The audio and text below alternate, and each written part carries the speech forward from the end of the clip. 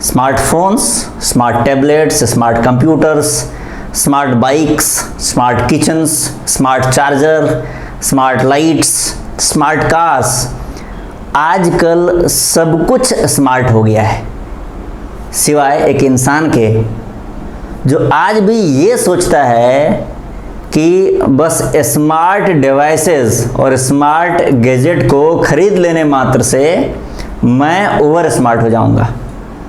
University of Scranton Pennsylvania के एक research के अनुसार only 8% of the people recognise their goal clearly and achieve them.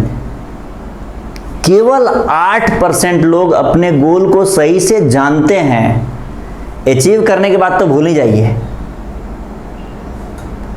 तो जो 92% लोग हैं वो क्या कर रहे हैं? तो इस पर मुझे नहीं लगता है कि प्रकाश डालने की कोई खास ज़रूरत है, क्योंकि हम में से ज़्यादातर लोग इसी 92% कैटेगरीज में कहीं ना कहीं आते हैं। तो चलिए आज बात करते हैं गोल सेटिंग के बारे में। अपने जीवन का लक्ष्य निर्धारण कैसे किया जाए। आप कहेंगे सर हम लोग उस देश के निवासी हैं जहां पर जन्म लेने से पहले ही एक बच्चे के जीवन का लक्ष्य का निर्धारण हो जाता है कि या तो वो आईआईटी से इंजीनियर बनेगा, या एम्स से डॉक्टर बनेगा, या फिर आईएएस बनकर लाल बत्ती वाली गाड़ी में घूमेगा। तो फिर हमें आप गोल सेटिंग के बारे में जानकारी क्यों दे रहे हैं? तो आपसे मेरा नम्र निवेदन है कि बस 5 से 10 मिनट तक इस वीडियो को और देखिए। अगर आपको पसंद नहीं आया तो मत देखिएगा, और अगर आपको अच्छा लगा तो दूसरों के साथ शेयर कीजिएगा, वीडियो को लाइक कीजिएगा, और अगर आपने चैनल को सब्सक्राइब नहीं किया है तो कर लीजिएगा। चलिए तो अब सीधे पॉइंट की बात करते हैं। हम सबको स्मार्ट गोल निर्धारित करना चाहिए। जी हाँ, smart. S stands for specific. Specific का मतलब है वेल डिफाइंड, क्लियर और अनएम्बिगुअस। जब हम किराने की दुकान पर जाते हैं तो कहते हैं भैया ये लो 30 रुपये और 30 रुपये वाला फुल क्रीम मिल्क देना मुझे। सामान खरीदते समय हम स्पेसिफिक होते हैं। ये नहीं बोलते हैं कि भैया ये लो 30 रुपये और 30 रुपये का बढ़िया सा एक किराने का सामान दे दो। लेकिन लाइफ का गोल निर्धारित करते समय हम नॉन स्पेसिफिक रहते हैं। चलिए हम आपको कुछ एग्जाम्पल देते हैं ताकि उन एग्जाम्पल की मदद से हम स्पेसिफिक और नॉन स्पेसिफिक गोल में अंतर समझ सकें। मैं ढेर सारा पढ़ाई करना चाहता हूँ, खूब पढ़ना चाहता हूँ, ये नॉन स्पेसिफिक बात है। आज मैं 8 घंटे पढ़ना चाहता हूँ, जिसमें 30 क्वेश्चन सॉल्व करूँगा, 2 घंटे रीडिंग करूँगा और 5 घंटे या 4 घंटे क्लासेस अटेंड करूँगा। ये स्पेसिफिक टारगेट है। मुझे एक नौकरी चाहिए, ये नॉन स्पेसिफिक बात हुआ। मैं एसएससी या यूपीएससी की तैयारी करना चाहता हूँ, उसके लिए जो भी गाइडलाइंस हैं, जो भी मेहनत मुझे करना पड़ेगा वो पढ़ाई मैं करूँगा।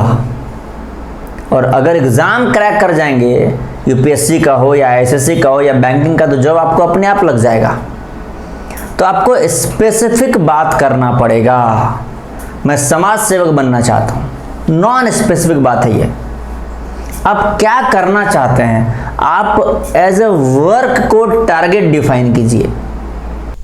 मैं समाज की सेवा के लिए छोटे छोटे कदम उठाऊंगा, जैसे कि प्लांटेशन करना, कोरोना के दौरान मास्क बांटना, इस दिवाली पर लोगों को अवेयर करना कि वो क्रैकर्स का इस्तेमाल न करें, इससे एनवायरनमेंट को हानि है। ये छोटे छोटे कदम उठाने का टारगेट लेना, ये कहलाता है specific target. M stands for measurable. मतलब आपने जो भी गोल डिसाइड किया है उस गोल की तरफ आपके प्रोग्रेस को चेक करने के लिए कुछ क्राइटेरियाज होने चाहिए, कुछ पैरामीटर्स होने चाहिए।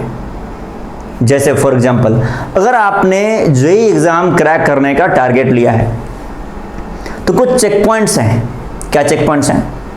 कि जेईई एग्जाम में जितने भी लोग सक्सेस हुए हैं वो क्या करते हैं, या वो क्या किए अपने टाइम पर कि उनको सक्सेस मिला।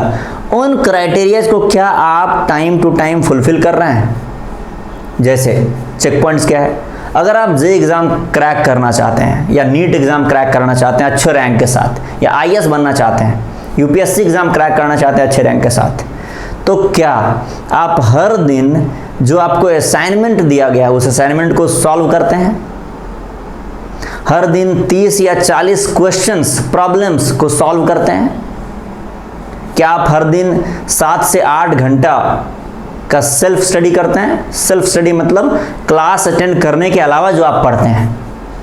तो ये सब चेक पॉइंट्स है, प्रोग्रेस है। क्या इतना करने के बाद जो पीरियोडिक टेस्ट होता है उस टेस्ट में आप एक फिक्स्ड परसेंटेज मार्क्स जितने आने चाहिए, क्या आप वो ला पा रहे हैं? क्या हर एक पीरियोडिक टेस्ट में आपका जो मार्क्स है आपके पिछले टेस्ट के मार्क्स से इंप्रूव्ड स्टेटस में खड़ा है? तो ये सारे चेक पॉइंट्स आपको देखने होंगे। A stands for achievable. Target ऐसा हो जो चैलेंजिंग के साथ साथ अचीवेबल हो, क्योंकि हम में से ज़्यादातर लोग टेस्ट ऑफ सक्सेस से मोटिवेशन लेते हैं। टेस्ट ऑफ सक्सेस का मतलब हुआ शेर के मुंह खून लग जाना।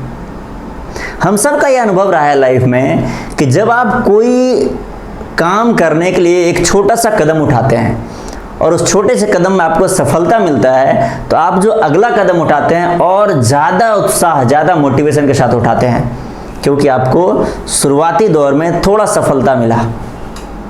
तो जब आप अचीवेबल टारगेट लेते हैं तो आपको शुरुआत के दिनों में थोड़ा सा सफलता मिलता है, टेस्ट ऑफ सक्सेस मिलता है, और तब आप और मोटिवेशन के साथ काम करते हैं। इसीलिए ऐसा जनरली देखा जाता है कि जो बच्चे शुरुआत के, जैसे कोई कोर्स आपने ज्वाइन किया और शुरुआत के 2-3 महीने में जो कंप्लेसेंट रह जाते हैं, मन से पढ़ाई नहीं करते हैं, अच्छा मार्क्स लाने का कोशिश नहीं करते हैं, लगभग उसी ढर्रे पर वो पूरा सेशन गुजार देते हैं। रीजन क्या है? टेस्ट। जिसको मीडियोकर बनने का टेस्ट लग जाता है वो मीडियोकर ही बने रहना चाहते हैं। जिसको टॉपर बनने का टेस्ट लग जाता है वो टॉपर पोजीशन को मेंटेन रखना चाहते हैं। अब मैं आपको अचीवेबल टारगेट्स का कुछ एग्जांपल देता हूं और कुछ नॉन अचीवेबल टारगेट्स का एग्जांपल देता हूं। जैसे पिछले 6 महीने से जो मैंने पढ़ाई नहीं किया, असाइनमेंट छोड़ करके रखा है या काम नहीं किया, अगले 15 दिन में मैं सभी को रिवाइज कर लूँगा अच्छे से। ये अनअचीवेबल है। 6 महीना का काम आप 15 दिन में नहीं कर सकते हैं, अच्छे से नहीं कर सकते, कर तो सकते ही हैं। तो अगर आप 6 महीना का काम 15 दिन में करने का ठानते हैं तो काम में आप गड़बड़ी कर देंगे, और फिर 7-8 दिन के बाद आप देखेंगे टारगेट पूरा नहीं हो रहा है तो आप काम को छोड़ देंगे। ये अनअचीवेबल टारगेट है। कोरोना के टाइम में बिना मास्क लगाए बाहर घूमना, दिन में 5-6 बार साबुन से हाथ अच्छे तरीके से न धोना, सैनिटाइजर का इस्तेमाल, फिजिकल डिस्टेंसिंग को फॉलो नहीं करना और लॉकडाउन के नियम का अच्छे से पालन न करना, और ये सोचना कि मैं कोरोना से बच जाऊंगा, ये अनअचीवेबल टारगेट है। ध्यान दीजिएगा, ये चाइनीज सामान नहीं, चाइनीज वायरस है और ये टिकेगा। मैं पर डे 50 पेज पढ़ना चाहता हूँ। मैं पर डे 12 घंटे पढ़ना चाहता हूँ। मैं हर एक दिन कम से कम हर एक सब्जेक्ट में 15-15 क्वेश्चंस सॉल्व करना चाहता हूँ। ये अचीवेबल टारगेट है, इसको आप अचीव कर सकते हैं। R stands for realistic. मैं जेईई एडवांस में AIR 1 ही लाना चाहता हूँ, ऑल इंडिया रैंक 1 के अलावा दूसरा कोई रैंक मुझे नहीं चाहिए। आईएएस बनूंगा रैंक 1 के साथ, या नीट में मैं रैंक 1 लाना चाहता हूँ, या मैं दुनिया का सबसे अमीर व्यक्ति बनना चाहता हूँ। अनरियलिस्टिक टारगेट है।